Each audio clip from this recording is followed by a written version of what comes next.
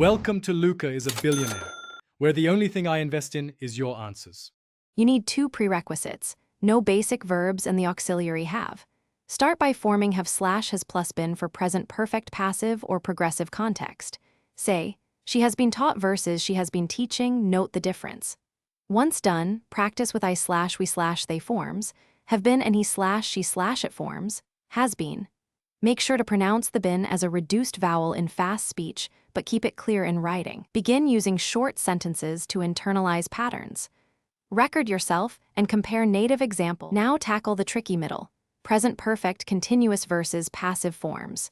You form present perfect continuous as have slash has been plus verbing, e.g., they have been studying to show ongoing action. Passive uses have slash has been plus past participle, e.g., the report has been filed for completed action.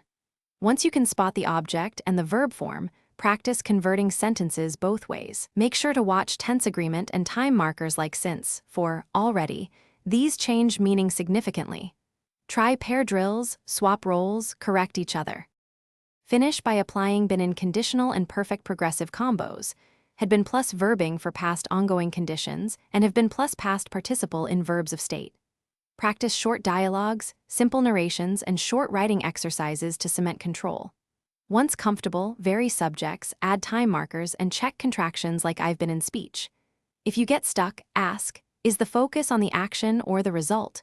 Troubleshooting tip, if meaning blurs, replace been phrase with a plain time marker sentence to test clarity. Thanks for watching and please subscribe. It's the best investment you'll ever make.